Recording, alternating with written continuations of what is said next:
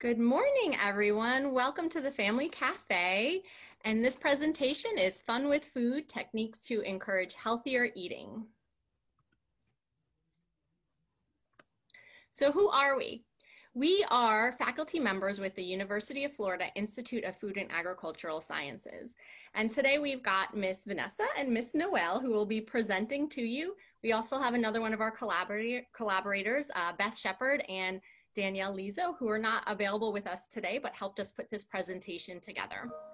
The reason why we have chosen to do this topic and why we were hoping to meet you in person, but we'll take this, is that we all work in the area of healthy living and work with youth with disabilities and adults with special needs where applicable. And we've done a lot of programs where we see the benefits of educating youth and working with their families to help them to be a little bit more exposed to eating and to address some of the issues that we know that people with disabilities have. So ultimately, why do we care about what we eat? Okay, and I have to, of course, give a little plug. This is my little cutie right here in the picture.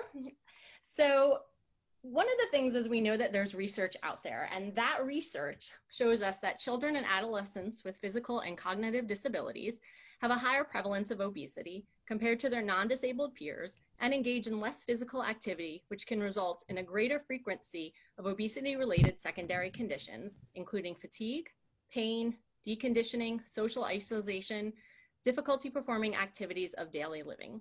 And this is based off of research by Rimmer, Rowland, and Yamaki from 2007. So we know that the medical, physical, and emotional benefits are there when we talk about what we're eating. Medical is, again, that decrease for diabetes, that decrease for the risk of obesity, of heart disease down the road, increasing lifespan.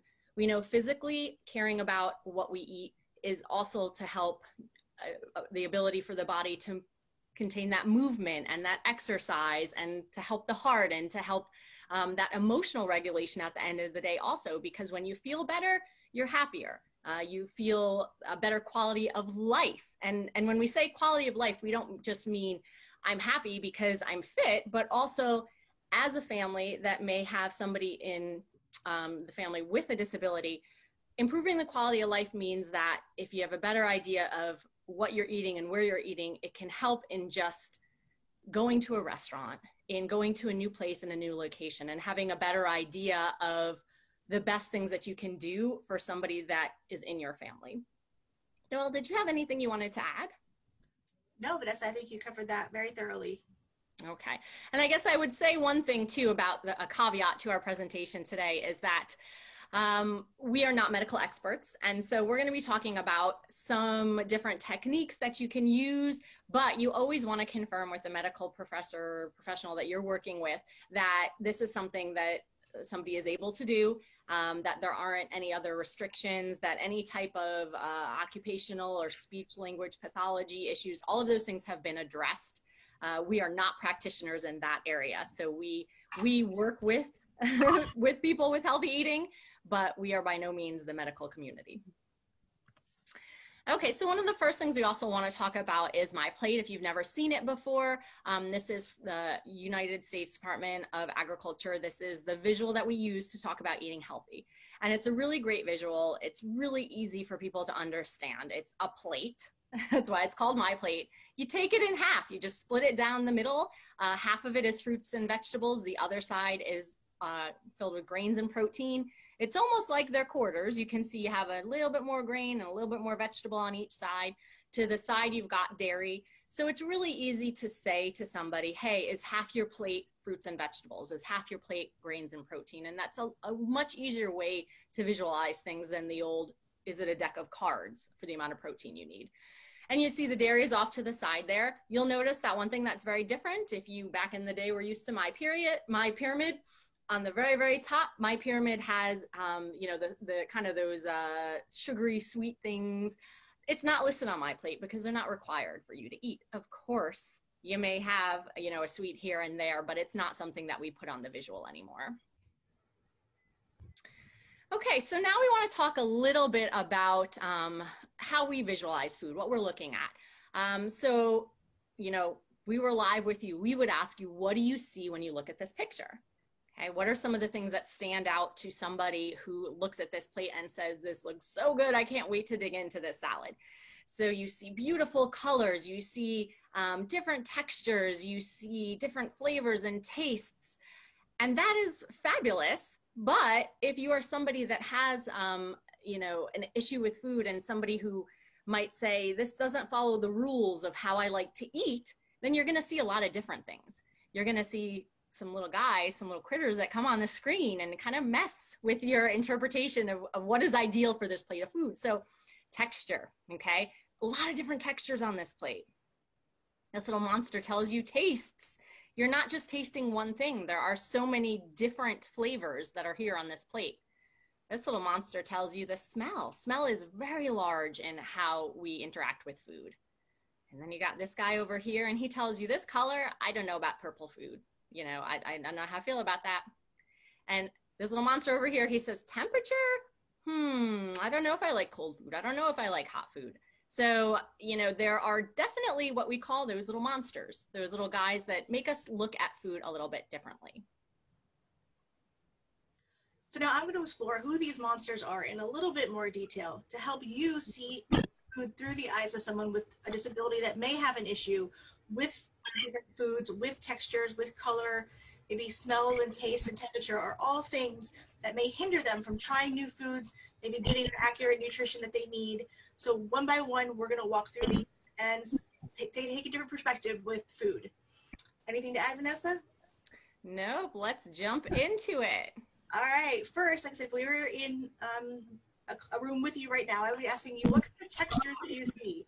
So there's a lot of things happening in this plate of food, which may be super appealing or may be very terrifying. We've got our little texture monster over there. So from a first glance, you see, some cucumbers or zucchini, maybe crispy. You see some nuts, which look like maybe crunchy. You see some looks like feta cheese, so soft and creamy. So all of these things, while for the majority of us, maybe this may look delicious. Personally, I don't like quinoa. The texture makes me kind of unnerving. So maybe there's something here that would trigger you from a texture. So with youth with disabilities, they may have those specific rules or those certain foods that they know they can go to and that are comfortable for them. So maybe it's crunchy. Maybe they really like smooth foods. Maybe they like hard and crisp. Maybe fibrous is a little too much for them. So when they see a food or you're introducing a new food, one good tool is to think through some of the things that they may be already used to. This might be overwhelming for them. So how do we understand texture and how do we look at food a little bit differently so we understand what our youth are actually seeing when they look at this plate of food? Vanessa? And I would only just add too, a lot of times we think of, I like my food to touch. I don't mind all the different textures at once, but sometimes somebody with a disability is not going to like that. They're not going to like a casserole because you've got different textures. And if you watch any of those food shows, that's like the number one thing that the chefs are always like, the judges are saying, hey, I love the texture in this. I like the crispy and then the smooth, and that can be somebody's worst nightmare. So we got to think of it in terms like that. The other thing is the cooked versus raw. So a lot of times it could be a texture issue too with something, say carrots. A lot of people love raw carrots, and then you cook them and they're not so good anymore. And I was a picky eater as a kid, and that's kind of one of the things I meant to open up with saying was that I was a picky eater as a kid. And so I hated cooked carrots. Even to this day, I still don't like cooked carrots. And so when I put something in front of my kids, I say, this is like picky eater approved. I would have eaten this as a kid too. Or if I really feel like they're not going to eat it, but I like it as an adult, I say, don't even bother, because I'm building that trust, and I understand that there can be texture issues with certain foods. All right, so now we're going to talk about taste. So taste seems like, we know food tastes like certain things, but for someone with a disability who could be a super taster, so things are heightened when they taste them or put them in their mouths to eat them, or everything tastes sort of bland. So we kind of run the gamut with people with regard to taste. And we need to take that into account when we're introducing the food or when youth are trying to get the nutrition they need through food. So there are different varieties of different foods that have different flavors. So one version may work, but the other version may not. So we need to think about that as well. So for example, apples. I love apples. So, but I don't particularly care for the Granny Smiths. They're a little too sour for me. But I like the Red Delicious and I love the Honey Crisps. But for a youth, you may think, well, you've eaten an apple before or you like crunchy foods, but that taste varies vastly between that particular food item. Also, for tasting, some of those things may be super heightened. So a little bit of sourness that you and I taste in a Granny Smith apple may be overwhelming to them. So we try something that's a little bit sweeter, a little bit more on the scale that they're interested in. And also, I always use cilantro as an example. So I love cilantro. I'm a taco person, so always cilantro on the tacos. But I know people who really, no matter what, they think cilantro tastes like soap. They can't get past it. So it's one of those things where it's really a conscious effort to understand how taste varies across food groups, how things may taste different to others. Want them to be able to eat things with minimal motivation, want them to be able to like they're eating and not be combative with what they want to eat. We want them to get the nutrition, but if that tastes good or that taste is really there, they might find ways to avoid that food or generalize that food that I don't like that food. On the other hand, there are youth who everything sort of tastes sort of blah. There's really no flavor. There's no really intention. It doesn't taste good. How often do you want to eat? So everything is bland. So there's condiments. There's things that youth may use to compensate, like hot sauce, to add a little bit more oomph to that food group in order to make it palatable, make them want to eat it. So we need to think about that as well. We also said we don't want to overgeneralize. So we don't want to say, you ate this one kind of food, so here's the kind of foods. We really need to keep in mind that each and every one of those are different, and every experience with every food is going to be a little bit different until they've sort of broadened their scope of the food that they're going to eat. Vanessa? And the last thing I would say is that don't forget tastes change over time. Something that you may like as a little kid, you become a teenager and you don't like it anymore, or you, reverse, I should say, you didn't like it, now you do like it, or even the same thing, you liked it, and then, sometimes kids get on a kick of eating the same thing, and then all of a sudden they're like, nah, I don't like it anymore. And so, it's important to introduce those tastes again, just because once one's good enough. And it takes 7 to 10 exposures to really even develop a taste for things also. So good points to keep in mind. So our next little monster, our little orange guy, is smell. So we know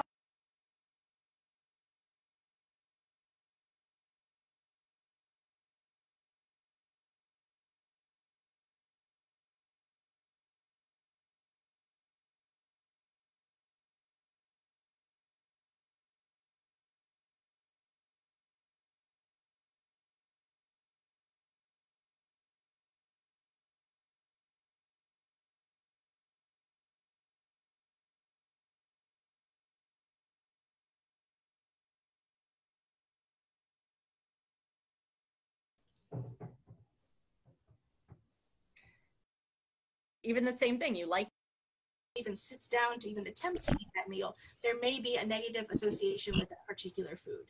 So that's something that we keep in mind as well. So fish here is a good example. Fish, we all know, has a very notable smell. Same thing with certain spices. Cumin, really strong. You can smell that from where basically the whole house fills with it.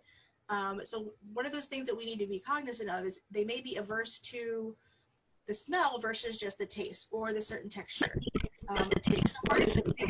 Is smell. So who wants to put something in their mouth where your nose is right there and get it into your mouth but past your nose? So again, smell may be very heightened. It may be sort of dulled. So it's something to keep in mind when you're introducing new foods. We don't always think about smell with taste, but there is a strong link between the two, as it may urge you to eat if it tastes sweet, or it may put them off of it if it smells, not something that they associate with a good smell or good taste. Vanessa? Yeah, and that goes back to we can really associate smell with kind of nostalgia or an experience, and so that's really a big thing. Also, is that think about walking into a restaurant or walking in somewhere and it has that smell, or your family's kitchen, and you're like, oh, that smell. And so a lot of times we just think the good, but there's also the bad. There's also the bad association that can happen.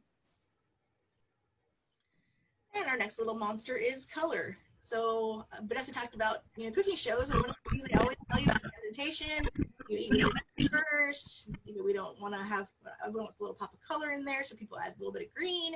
But often youth with disabilities have aversions to colors, not just because of its particular color, but it may be associated with another colored food that they don't like. So if you add something that has a color that they're used to or familiar with, like brown with a bread, and you throw on lettuce, which is now green, and a tomato that's now red, and you put on a, kind of a beige turkey, all of those colors are something that may be off-putting to them. They're touching, they're different textures, there's multiple colors in there. That's a lot for them to process. Oftentimes, some of our youth, especially those on the autism spectrum, typically have rules about colors that they'll eat. So they've had good experiences with brown foods, so they like the French fries, they like the breads. The green things, not so much. There's a lot of textures. Cooked broccoli, not so wonderful, a little mushy. Maybe, the snap peas, crunchy and fibrous. Maybe I don't want to eat any more green foods. Color is definitely something that is a visual that you start off with before it even hits your mouth. So they're looking at the food, the colors are all mixed in together. It could be a lot to process sensory-wise, not just, hey, I don't want to like green foods or I don't want to eat green foods, but now I have to like understand and see all of these different colors. It's a lot to take in. It's a little bit of a sensory overload. And the world for them oftentimes is a little bit loud, a bit bright, a little bit overwhelming. And then having all these colors thrown on a plate and you're asking them to eat it can be, a very big barrier to them to trying those certain foods and to expanding their palate a bit more than before. So one of the keys that we do is separate the colors. So at least they're trying them separately, try them individually without having to mix them in. You can build upon that, down the road, but at least that they're not touching. If they're all on the same plate, even if it's just getting used to the idea of having a purple vegetable or a purple food on your plate, that will help kind of break down that resistance and that, I don't know what this is different, there's too many things going on. This is the ritual of separation and having it there will hopefully foster a positive relationship with different color foods. Did I miss anything, Vanessa? Oh, well said. Perfect. And our last little monster, we've got temperature. So when you think of temperature, you think hot and cold. But there's a lot of food where we have mixed temperatures. And some of these temperatures can be a hindrance for, our picky eaters. So maybe I had a bad experience with super hot food and it burned the roof of my mouth and now I don't want to eat it ever again. So now I'm going to just stick to cold food. I'm creating a rule. So hot food dangerous, I'm not going to do it. So now I want some cold food.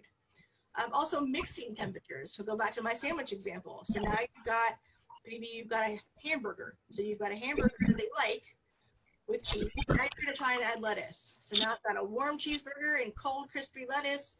I've got my nice brown bun, but now you want to add a tomato that's red and cold. So there's hot and cold all over the place. I don't think I want to eat this now. Or maybe you toasted my bun and now my bun's warm and that's unusual. So all of these things really factor in to really that sensory taste. It's not just the taste, it's the temperature in the mouth, the feel, that relationship with the temperatures related to food. And some of the preferences with texture, what Vanessa said, crispy versus crunchy or crispy versus mushy. So like with the cooked carrots, they're warm. Maybe it's not just the texture, maybe it's the heat. Maybe I like my foods crisp. So how do we introduce and maintain those foods? What format do we present them in? Also, if you've had a bad experience, we've had some super cold things, and this isn't always ideal. So if you only drink cold beverages, is he or she not gonna drink food or drink anything while you're out at the park because you have So it's not just food, it's also beverages and liquids as well. So we want to keep that in mind when it comes to temperature, that it may just be something that over time, you say you serve your water ice cold, that's what your favorite is, maybe you slowly increase the temperature slightly, so let them see that it's not so scary, it's not so overwhelming, and it doesn't taste any different because it's a little bit warm. Vanessa? All right, so we're going to wrap up our monsters and just kind of regroup right now so we can get into some of the techniques. So, we've identified what these senses are and how they can affect people with disabilities. So now, once we've done that, which ones actually affect the situation that you're in? So it might not be everything. Color might not be an issue or temperature might not be an issue. So you're not going to address something you don't need to address. One technique is obviously not going to just make life and encouraging healthy eating that much better in 1 second. We know that that doesn't happen. The more engagement, the more techniques, the more times, the more trials, the more attempts, that's what's going to be the most effective, because it's not one size fits all. And we're introducing these techniques to you from the side of, we do these things regularly with kids without disabilities. And we have some of our kids with disabilities, and we do say youth a lot because we work with youth primarily since we're 4-H agents, but we like to make it fun. We're trying to keep the stress out of eating. We're trying to keep it so that it's something that's manageable and doable at home for y'all, for all the families that, continue to watch us and learn with us. So just remember that, there are things that we probably won't discuss today that might apply to you, but we're going to do the best and kind of go with some of the things that we think will be helpful. So one of the things that I do like to talk about is some of the resources that we use regularly that we teach with. And so this is a curriculum out of Texas. It's called Junior Master Gardener. This one specifically is called Learn, Grow, Eat, Go. And, you can kind of see the book right there. It's got different tabs. So there's the growing, which is kind of the gardening component, the eating, which is the nutrition aspect, and the go, which is the physical activity. And they've got a lot of great, really simple hands-on recipes that we do on a regular basis with the kids that we're working with who have never tried some of the foods that we're going to introduce. And so one of the things that we do very simply is, a taste test, a blind taste test, and identifying those senses to help bring more familiarity with different foods. So something as simple as, how does that vegetable fruit look? Okay. How does it taste? And it's really like, kids love to compete. So if you've got a couple of kids in the room and you say, oh, somebody, who's going to taste, and we do apples, but we do some other vegetables. We'll always do something very familiar like a carrot, and then we might throw something in there like a snap pea, which brings all sorts of issues with texture and taste. But if your friend next to you is doing a little nibble, then there's a little peer pressure. The other one wants to go ahead and, I'm going to try. And, our rule is always, it's okay if you don't like it. Take a nibble. If you need to go spit it out, that's okay. Here's a napkin, spit it into the napkin. Don't be disrespectful and gross with it, but it's okay if you don't like it. But, if you want to try that taste, we love that. Smell it, smell the food. How does it smell to you? And they're grading it on a scale of like 1 to 5. 1 is like, no way, it smells terrible. And 5 is like, this is amazing. It smells so good.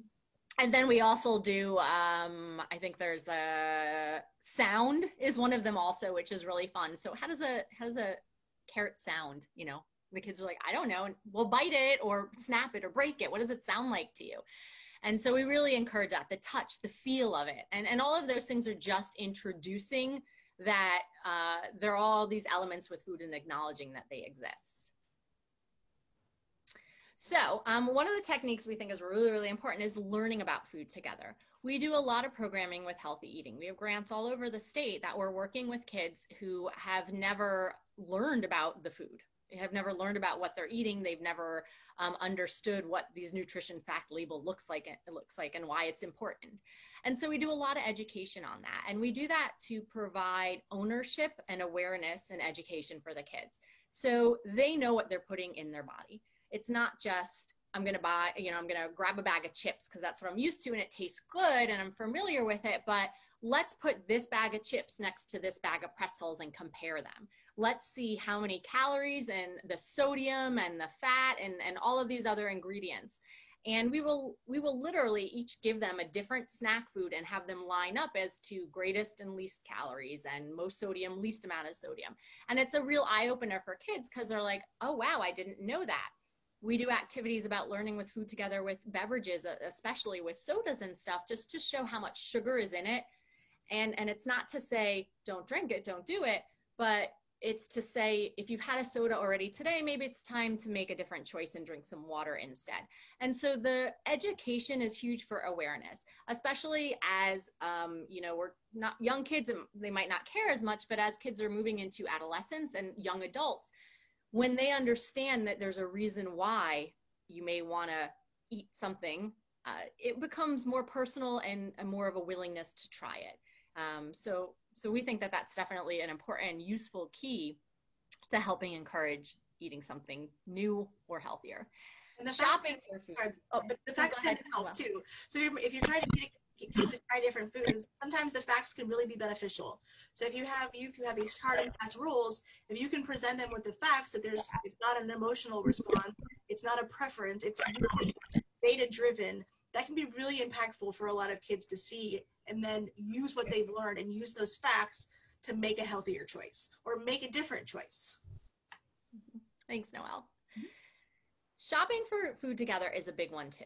And when we say shop for food together, of course, you might go right to thinking about the grocery store. And obviously we're in the time of COVID right now when we're presenting this to you. So you would want to take your safety precautions. But in a typical situation, if you were going to go to the grocery store, bringing somebody, bringing that person with a disability to a site and having them engage in the shopping, maybe finding a recipe ahead of time and looking for those ingredients, becoming familiar with the area, and then kind of looking at, well, there's not just one type of lettuce in the grocery store. There's all these different types of lettuce. I know you like this type of lettuce. Do you want to also try a different type of lettuce today? Or, just that encouraging of look at all this variety and these different things that you could purchase. Now, sometimes a grocery store isn't the best place to shop because it can be overwhelming, fluorescent lights, a lot of people, a lot of hustle bustle. So there's a lot of other avenues that you can go to shop. And it could be the online, just having somebody, having that person in your family scroll through and say, okay, I know you love this type of chip. What if we tried a different chip this time? Why don't you pick it out? We'll get you the ones you like, but maybe try a new one also. And same thing with any type of other food, just trying to encourage a different option, but having ownership over it. And then shopping at other places, such as a farmer's market, shop local. And so that's a really different experience than a grocery store. When you go to a farmer's market, you get to engage with people. It's a social situation. You can taste and try things right there. And then there are different smells, but it's a slower pace. And so that's an opportunity to just kind of enjoy shopping in a different environment. So that's always an option too. Noelle, did I miss anything? No, but I just want to reinforce, like you said, having the buy-in and the youth involved in the decision-making and making those choices, really goes a long way for them to feel a connection to the food they're eating and maybe increase that willingness to try different foods. Another big one is growing your own food. What we find happens a lot of times is we will go and work with kids and we'll say, okay, we want to try some gardening or we want to try different foods, but there's a disconnect between the growing and what it looks like in the ground and how it develops and the eating it when it gets to your plate. And so growing food, again, it creates that ownership that I grew this. Now I feel like I need to try it because it's mine. It's my baby. Like I did this. I made it happen. And, a lot of people get turned off by gardening. We personally are in a great state for gardening. Florida has not one, but 3 different growing seasons. So you have a lot of opportunity to grow different things. And we don't all have green thumbs, okay? They develop over time and it's hit or miss. My garden is pretty much, I put it in the ground, I water it for a week and then I neglect it and whatever survives, yay! So, some of us are really into it and some of us are just like, I'm going to wing it and see what happens. But it's kind of exciting to see you can try different varieties of things and things taste different. They taste different when they come from your garden versus coming from the grocery store that's been transported from another country. And so it's providing that experience, that hands-on, get messy, get dirty, become one with the food. And you can do this in a pot. It can just be herbs. It can be small things, but it's an opportunity once again. Okay, this is a big one, preparing and cooking food together, okay? And yes, children can use knives, okay? Obviously, we're not gonna go through it, but you would preface any type of preparing and cooking food together with some food safety about what to handle, what's hot, what's cold, using knives, using kitchen equipment, how to behave, hand washing, all of that stuff is really, really an important component to that. And it makes people feel safer to be in the kitchen. And so when you get to that point where you've done all that food safety and it's time to prepare and cook food together, that again gives that ownership, gives that ability for somebody to say, I want to try cooking this, or I love this food, so I want to try making it now myself. and it gives that ability to say, would you try this because you made it? And so there's lots of different ways. It can be just microwave cooking. It could be something as simple as making eggs together, or baking something, or going, again, incorporating all the components we already talked about, teaching about the food and the nutrition, going to the grocery store with a budget and a list, getting the food there, and then bringing it back and preparing and cooking together. And I'm not going to pretend this isn't labor intensive. It is. It is. I mean, this is not just a one time, I'm going to do it. And, you don't want to do it 5 minutes before you want to eat. This is, we want to have dinner at 5 o'clock. We're going to start doing this at like 3 o'clock because you don't want it to be rushed. You want it to be a good experience. And so those are definitely things to consider. And, there's a lot of great materials out there on cooking with kids. Do you want to add anything, Noelle? Nope, I think it's right on. Okay, then it's your turn. All right. So let's be honest. We all know that getting kids to eat sometimes can be really stressful and really anxiety inducing or exhausting for both the and the parent.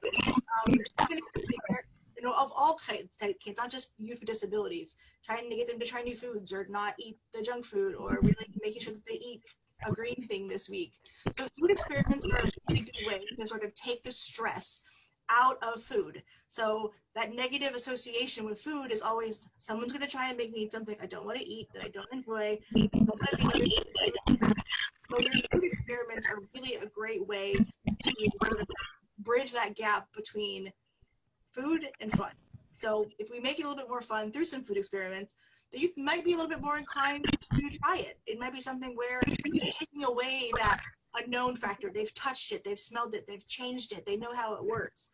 So using dyes to color something, maybe like, hey, I don't like, brown things, but I like green things, so let's make something that's going to alleviate some of that anxiety and nervousness about a new potential food. You want them to taste or encourage different textures. So we're seeing our leafy greens experiment, so they can see the dye filtering through the different capillaries of that particular lettuce. It's got a different texture to it. They're touching it, but in a non-edible way. So they don't have to put it in their mouth. They don't have to eat it, but kind of desensitizing to that texture might make it a little bit less fearful. That might be take away some of that unknown factor or that dislike factor. I can touch it, I can smell it, I can be around it. Maybe the taste isn't going to be so bad. So making it fun is a great way to sort of take away some of that stigma that youth might be having with certain foods. And it just kind of takes food and makes it a little bit more fun, a little bit more enjoyable, and not always such a stressful event and association. Vanessa? Great. Okay, next slide. Along the same lines, we've got food art. What a fun way to make food and a little bit more flavorful and a little less of a stressful experience. So, what the youth might see, okay, well, I see some green things with my, my owl sandwich over there. I'm not sure how I feel about it. There's something orange there, and I see something purple, and I'll eat some of those. Or maybe if you just say, hey, I just want you to try one bite of the tree. And now you're saying the tree, there's a different association versus saying a cucumber. So maybe cucumber triggers something, and that's like, nope, I know cucumber, I'm not going to do it. But if you say, try a bite of the tree, that association might be more positive, and your youth might be a little bit more willing because it's in a fun setting, it's in a fun manner. They're not necessarily all touching, certain things are different. In some different ways to present food, like food art, can really go a long way to get rid of some connotations that youth might have with certain foods, textures, tastes, even to trying new foods in general.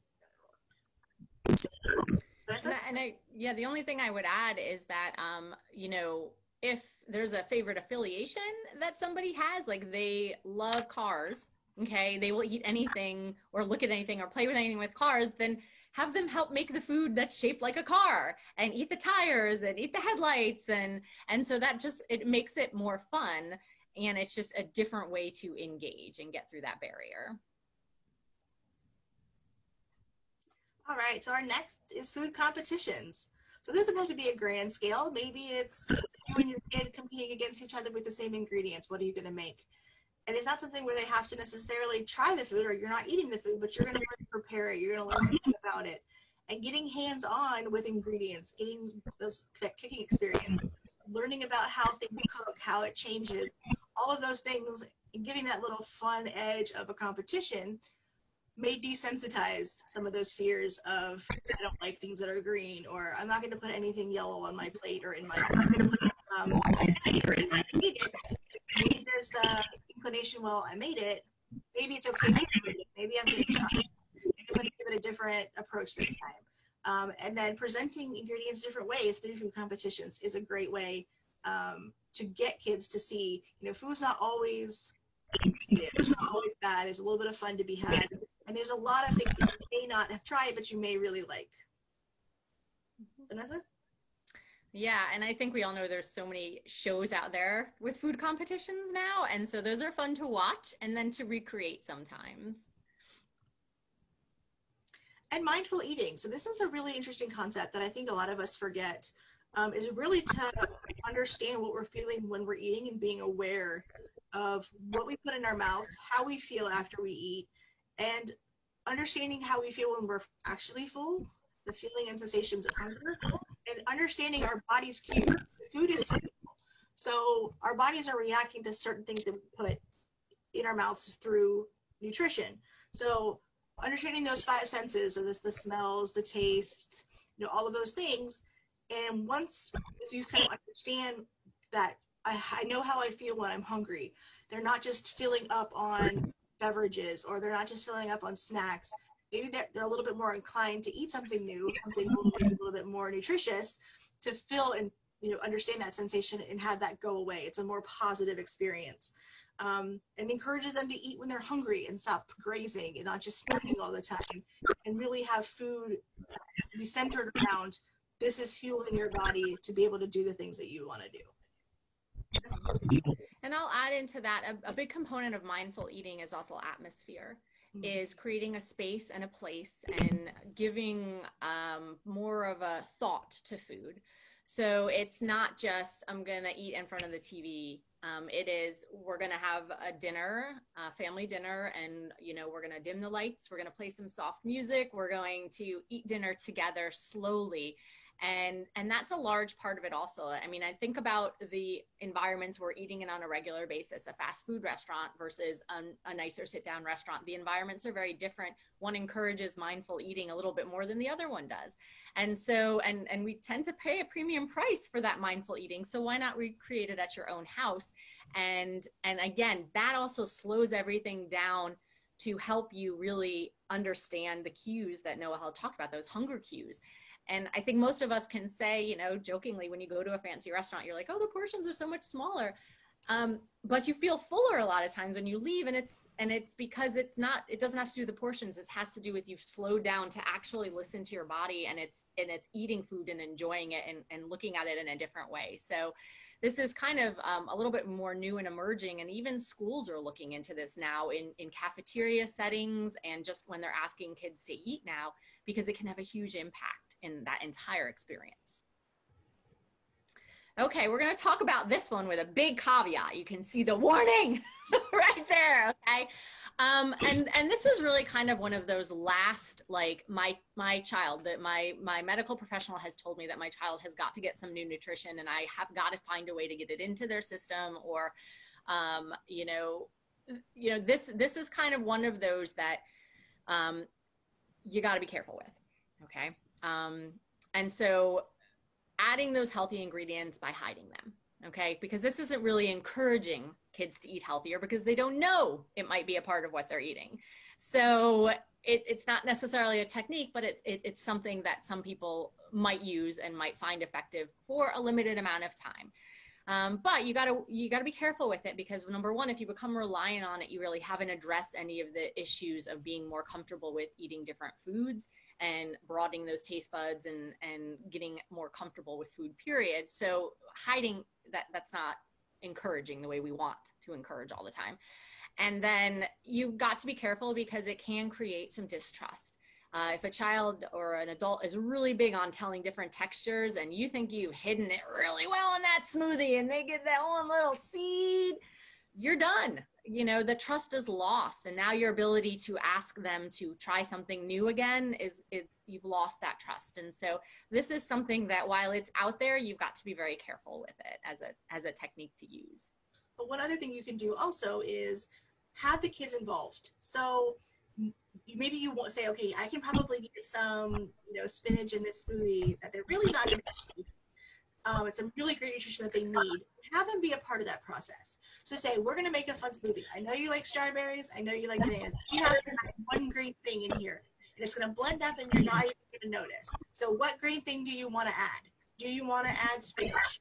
Do you want to add arugula or basil? What is the thing that you want to add that's green? And really give them the opportunity to see what you're putting in there. And okay, well, next time we're going to pick a different green thing, or we're going to add a different fruit. And so they're understanding that, you can do this to try and get some different nutrition, try some new foods, but there's no kind of behind their backs, there's no sort of covert operation to get their fruit and vegetables. And sometimes you can see that, by mixing foods or by combining, they may be able to try some new things, and it's really not as bad as they thought, but you're not getting that lack of trust. Excellent. Okay, some more methods here. So documenting food, having some type of a food chart that says, a simple example right here, which is a Junior Master Gardener resource again. And it's just tracking food, because we're teaching about nutrition. We've talked about My Plate, hopefully. And so, you sit down, somebody in your family with a disability is sitting down to dinner, but they tend to eat the same thing every day. You start to kind of say, let's document what you're eating. I noticed you've only eaten half of your plate every day. You've only eaten the protein and the grain side. Can we try to, scoot some of the other half of that plate in there with the fruits and vegetables today? I noticed, by the time we got to Saturday, there's nothing on that side. So it brings a visualization, it brings an awareness, and you can kind of make a game out of it. You can incentivize or reward it depending on the situation. And this is just one example of something you could do. It could be a simple, chart that you may use a behavior chart already. So how can you combine the food aspect into it to encourage, try this or take a bite of this, or make sure you get a fruit, or make sure you get a vegetable. And there's lots of different ways to do that. And there's lots of help out there that can help you do that also. And we'll talk about that a little bit at the end of the presentation. Another opportunity, and again, this is not necessarily to, get the food in the mouth, but to get more familiar with the food. So this is that sensory, because that can be a huge component. There's a picture right there, and, this woman has her hands covered in sprinkles, and we know that can be some people's worst nightmare. That is a hot mess. I know that my child right now is kind of in that stage where as soon as something drops, it's like, clean it up, clean it up, clean it up. Like, get it off of me. And so I that can be just a way to engage and incorporate with the food again. And so there's lots of great activities out there. This is a reference right there that we've put up there from Penn State Extension. And it's on savory sensory learning. And so, you'd actually have the kids participate in making the biscuits and try something different. And it goes back to that food and tasting, but it doesn't always have to be that they eat it. Again, it's just touching and playing and being immersed in it. That just adds another element.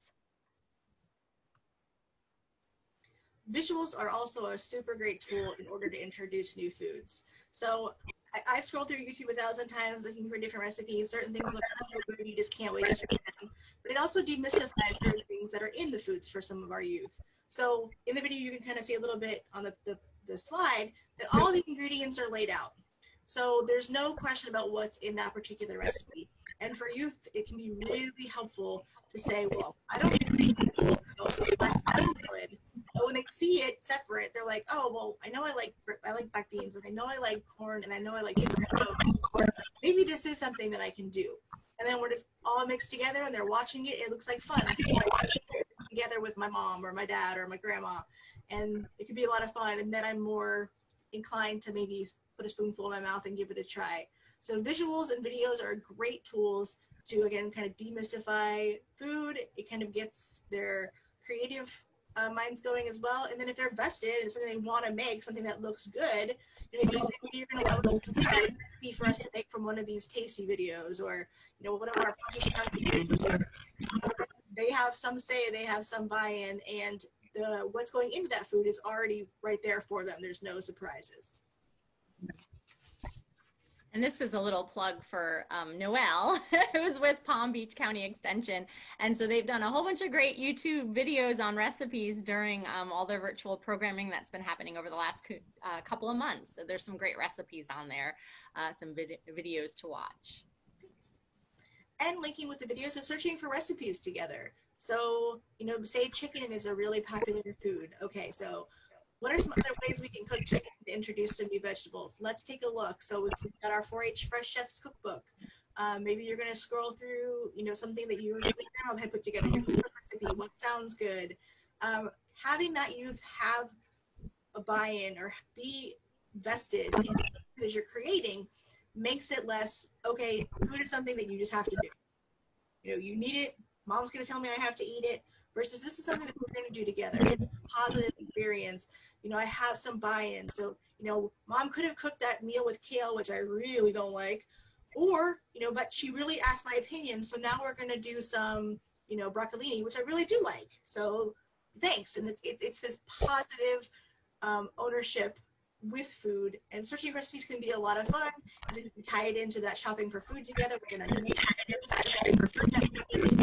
talk about preparation. Overall, it can really make a positive connection to preparing, eating, and experiencing food for a lot of our youth. Absolutely. So we're getting to the end of our presentation. So we kind of want to just go over a couple of points. You know, we talked obviously about what those barriers are, the taste, the texture, the color, and just thinking in a different, looking at it in a different way to identify more with those that we work with who have a disability. And so then we went ahead and introduced a lot of different techniques that you can use. And remember, we said at the beginning that it's not going to be overnight. It's not going to happen. We're not medical professionals. We're just practitioners that regularly work with kids on healthy eating with and without disabilities. And we're always trying to encourage them. You know, that's the big thing is we're trying to be their cheerleaders and their champions and get them excited about food in different ways and healthier food especially. And so we know it takes 7 to 10 exposures to get used to that new food, okay?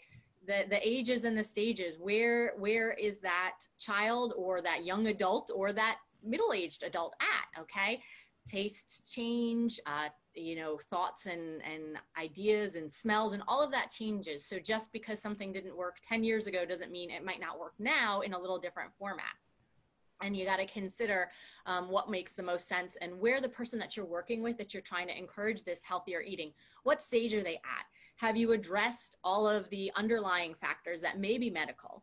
Has that all been taken care of? And now we're just dealing with trying to encourage a different behavior with food. And so, you know, that looks a lot different than, you know, what you may have been doing or the stage that you're at right now. It is a slow process. It's not going to happen overnight. And patience and fun, encouragement and fun. You know, gosh, I'm going to even say, like, if you're just frustrated with the food, just have the food fight. Go outside and have the food fight if you have to. Just something to just make it different, make it more lighthearted and not, you know, not so stressful all the time. And keep in mind that small progress is still progress. So maybe you're not jumping from French fries to broccoli overnight, but if the youth is tolerating that food in his presence or their presence, or if that youth is going from one cereal that's one flavor but the same shape to another, that's progress. So I said, Vanessa says it's a slow process, and every little step that you take forward is progress. So don't get frustrated. Understand that these things do take time, and you know the youth will get there. We just have to be consistent. And I said, make sure that we're adding in that fun, so it's not always negative equals food. Mm-hmm. Yeah, we're the fun experts. Okay, so more information regarding, you know, topics like this, and we assume we had met in person. I'm sure we would have been walking around and seeing all these fabulous exhibits. I'm sure that Family Cafe is going to go ahead and have some resources out there that you can look towards. One of our partners who helped us with this presentation is Danielle, and she's from the Center for Autism and Related Disabilities, and they are literally having a training next week that is tackling picky eating eating. So if you're not familiar with them, remember it's not just for those with autism, it is also related disabilities. So other people are also able to, you know, my kid with Down syndrome, he's a related disability. So this is going to apply to him also. So I can sign up and I can go ahead and follow them on Facebook, go to their website and find out what other amazing trainings that they have.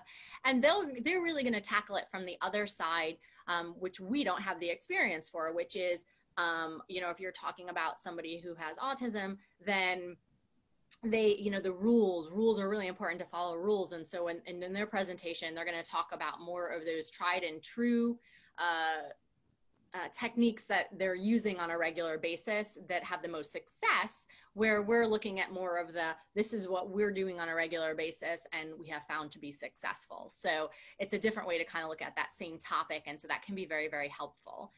And so we definitely recommend, you know, some of those other resources. And this is obviously just a sample of what is probably out there if you really look for it.